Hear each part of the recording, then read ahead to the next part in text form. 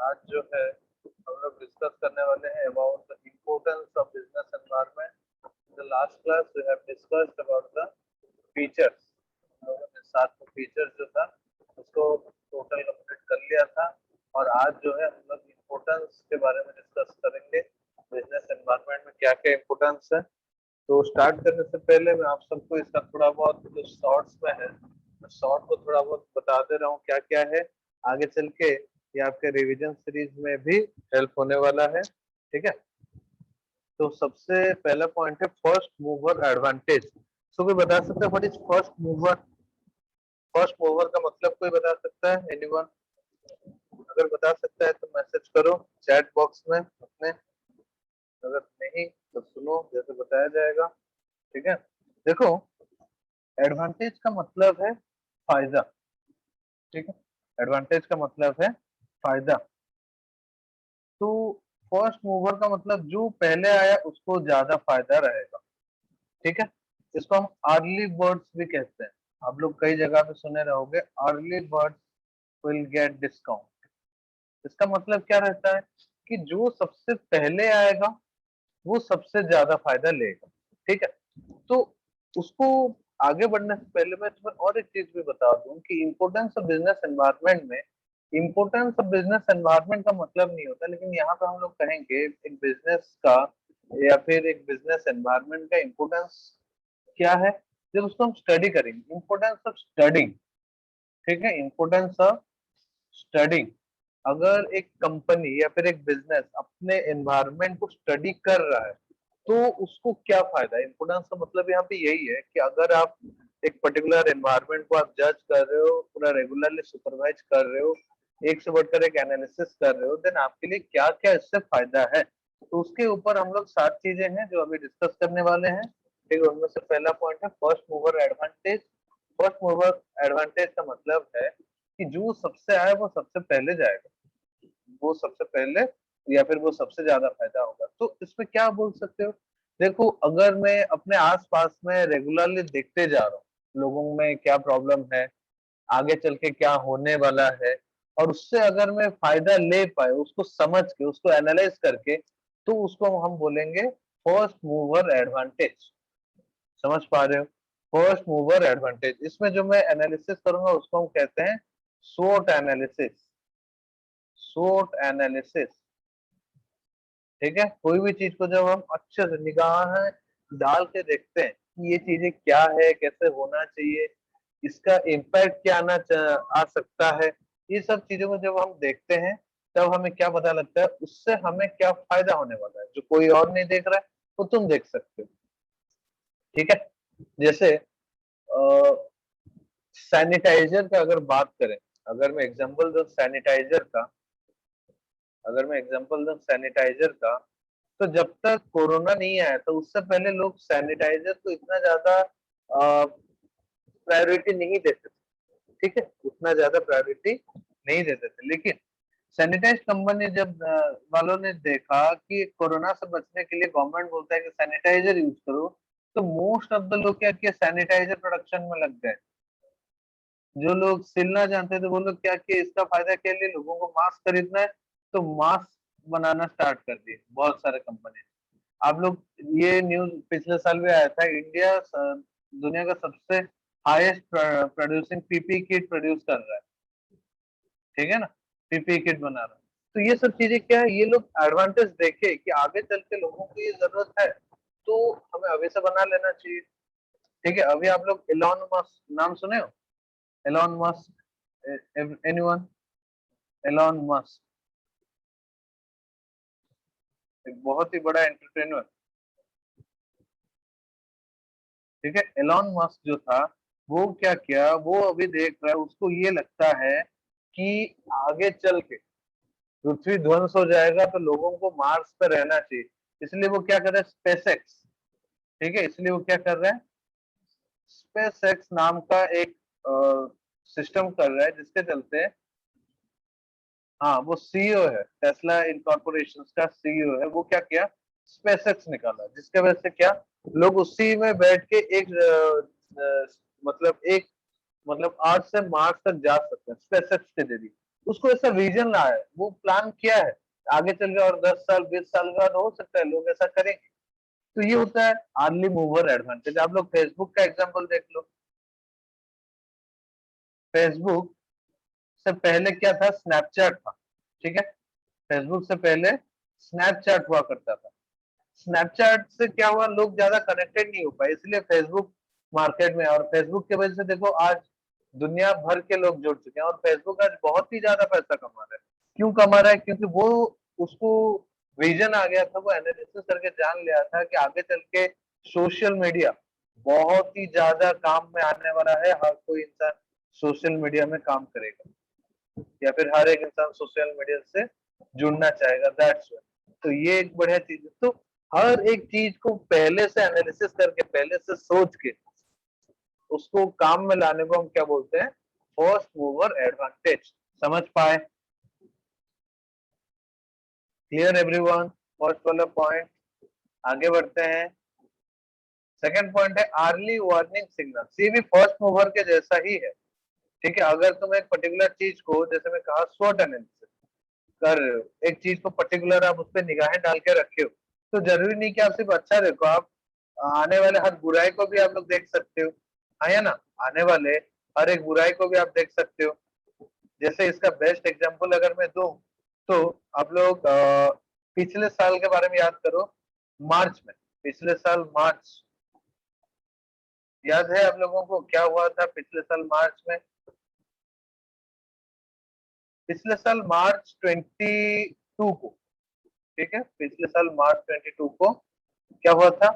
अचानक से, अब बाहर के देश में कोरोना का जो बढ़ते हुए संख्या, ठीक है, कोरोना जो बढ़ रहा था, उसको देखते हुए गवर्नमेंट क्या किया कि अपने इंडिया में 7 डेज का लॉकडाउन स्टार्ट कर दिया, ठीक है।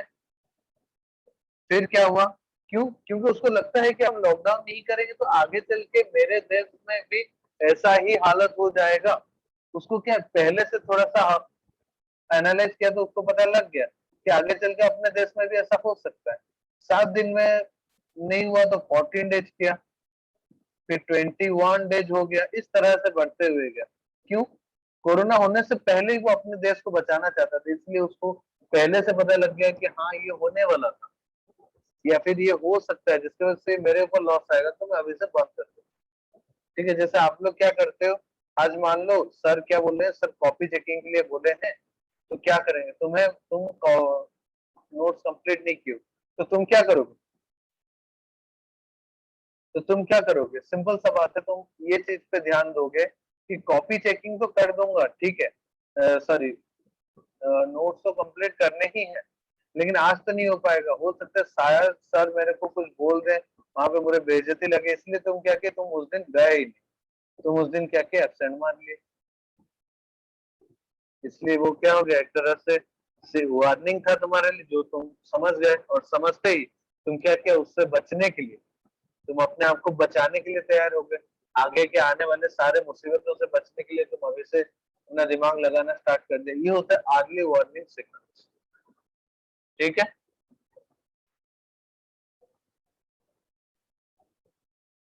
मैं एंड में इस सारे चीजों को फिर से रिपीट कर दूंगा उड़िया में, ठीक है।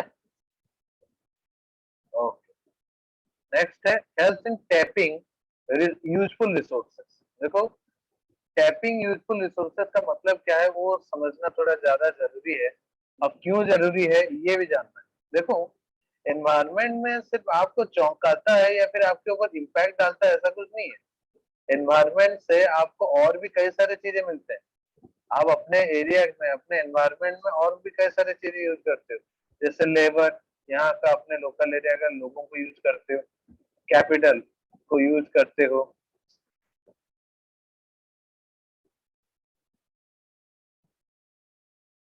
कैपिटल को यूज करते हो, और क्या करते हो, यहाँ का मटेरियल्स को यूज करते हो।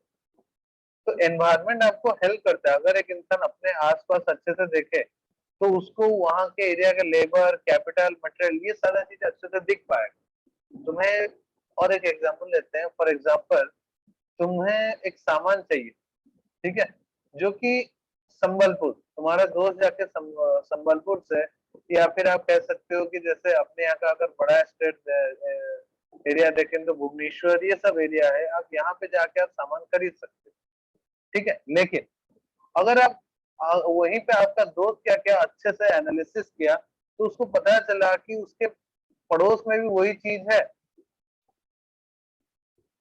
उसके पड़ोस में भी ये चीज अवेलेबल है, बस उसको कलेक्ट करना जरूरी है। तो वो क्या क्या उस रिसोर्स, पड़ा हुआ रिसोर्सेज को वो यूजफुल कर दिया, जगह था, वो चीजें था, बस उसको क्या क्या वो प्यूरिफाई करके यूज कर दिया। जैसे इंडिया में हम लोग क्या बोलते हैं, जुगाड़ू। इंडिया में हम लोग उसको जुगाड़ू बोलते हैं। तो क्या करता है, अपने ही रिसोर्सेस को अपने एरिया में यूज करने का ट्राई करता है। जैसे प्लास्टिक से कुछ नया चीजें कर देना, उससे क्या हो गया, पड़ा हुआ वेस्ट मटेरियल से वो क्या क्या कुछ ऐसा इन्वेंशन कर दिया, बहुत बड़ा चीज। वो होता है टैपिंग यूजफुल रिसोर्सेस। जब मैं इसका एक्सप्लेनेशन डिस्कस करूंगा उस टाइम में आप लोग इसके बारे में और भी ज्यादा चीजें जान सकते हो विद एग्जांपल्स। ओके, नेक्स्ट है helps in coping with rapid changes. Helps in coping with rapid changes, इसका मतलब क्या है? देखो यहाँ पे एक वर्ड है कोप अप। कोप अप का मतलब क्या है, कोई बता पाएगा? Anyone? What is cope up? COP, what is cope up? कोई बता पाएगा? एनीवन? कोई नहीं? ओके, सो कोप अप का मीनिंग डिस्कस करेंगे। कोप अप का मतलब है साथ देना, ठीक है। सिलेबस के साथ कोप अप करके चलो, हम लोग कहते हैं मोस्टली। इसका मतलब क्या है कि आप एक साथ ही चलो आज, ठीक है। तो अगर एक इंसान एनवायरनमेंट को सही से एनालाइज कर रहा है, अगर एक इंसान एक चीज को, एनवायरनमेंट को सही से एनालिसिस कर रहा है, तो उसको समझ में आ सकता है कि कहाँ पे क्या चेंजेस हुआ है। अभी अगर जैसे एग्जांपल के तौर पे कहूँ, अगर मैं न्यूज नहीं देखूंगा तो मुझे पता नहीं लगेगा कि सिलेबस में क्या क्या कटा है। 30% गवर्नमेंट ऑलरेडी बोल दिया है कि भाई वहाँ पे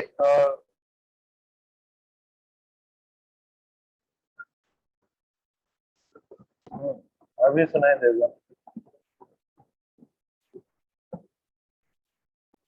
ओके, तो यहाँ पे अभी कोको को रैपिड चेंजेस मतलब, अगर मैं अपडेटेड नहीं रहा एनवायरनमेंट के ऊपर, मुझे अगर ज्ञान नहीं है, तो फिर दुनिया में क्या चेंजेस हो रहे हैं, देश का क्या हालत है, देश में क्या क्या चेंजेस हो रहे हैं, इन सब के बारे में मुझे पता नहीं चलेगा, ठीक है। इन सब के बारे में मुझे कुछ भी पता नहीं चलेगा। तो अगर मुझे पता नहीं चला तो मैं देश को हेल्प कैसे करूंगा, या फिर मैं अपने प्रोडक्शन को, अपने बिजनेस को कैसे कंटिन्यू करता हूँ? समझ रहे हो? इसलिए मुझे क्या करना है, जो भी चेंजेस हो रहा है उसके साथ मुझे कोप अप करना चाहिए। जैसे गवर्नमेंट 30% सिलेबस रिडक्शन होगा बोल दिया, लेकिन मैं कभी न्यूज ही नहीं देखता रहूँ, तो मुझे कैसे पता चलेगा कि उसमें गवर्नमेंट रिडक्शन का बात किया है? इससे क्या होगा, मैं गलत गलत पढ़ाते जाऊंगा, उसमें प्रॉब्लम आ सकता है सबको, है ना। उसमें प्रॉब्लम बहुत ज्यादा हो सकता है। तो ये एक पॉइंट हो सकता है जिसको हम cope up with rapid changes कहेंगे। अगर टाइम के हिसाब से हम चेंज नहीं हुए तो हमारे लिए क्या हो सकता है, आगे चल के बिजनेस में प्रॉब्लम क्रिएट होगा।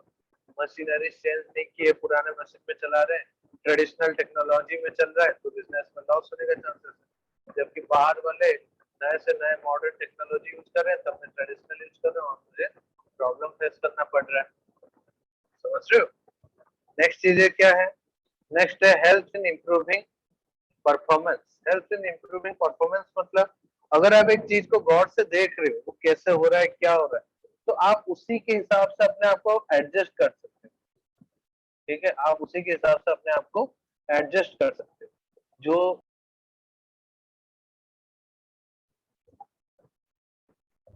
तो आप क्या कर सकते हो, अपने आप को सिचुएशन के हिसाब से एडजस्ट कर सकते हो। जैसे मैं एग्जाम्पल में कहा, आप ऐसे भी कुछ बच्चे ऐसे होंगे वो शाम को घूमना बहुत पसंद है, जैसे भी करके बाहर जाए। लेकिन अभी गवर्नमेंट क्या क्या है, रूल लगाते हैं कि भाई आप बाहर नहीं जा सकते, ठीक है। अभी आप बाहर नहीं जा सकते, शाम को बंद रहेगा पूरा दुकान बाजार, सारा सब चीजें बंद रहेगा, ठीक है। तो उसके वजह से क्या हो गया, आप अभी नहीं जा सकते। लेकिन आप देखिए कि मैं सुबह 6 से लेके 12 बजे तक ओपन है, तो मेरा जो भी काम है मैं उस हिसाब से एडजस्ट करूंगा। उससे क्या होगा, आपका परफॉर्मेंस जो है वो इम्प्रूव हो पाएगा। क्यों? क्योंकि आप अपने आप को एडजस्ट करना स्टार्ट कर दिए। कौन सा वाला पॉइंट समझ नहीं आया? अच्छा,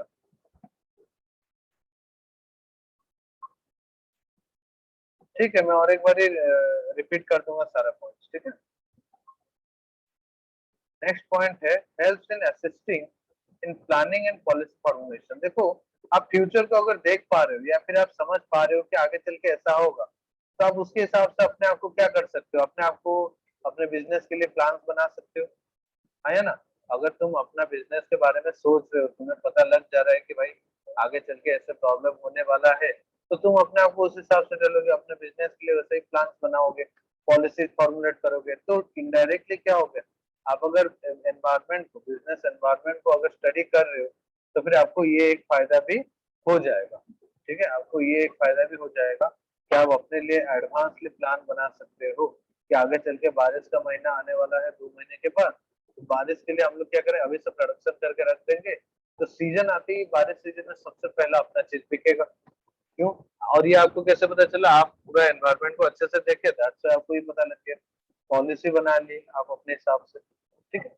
लास्ट पॉइंट है help in improving performance. Performance को इम्प्रूव करने में ये आपको हेल्प करेगा।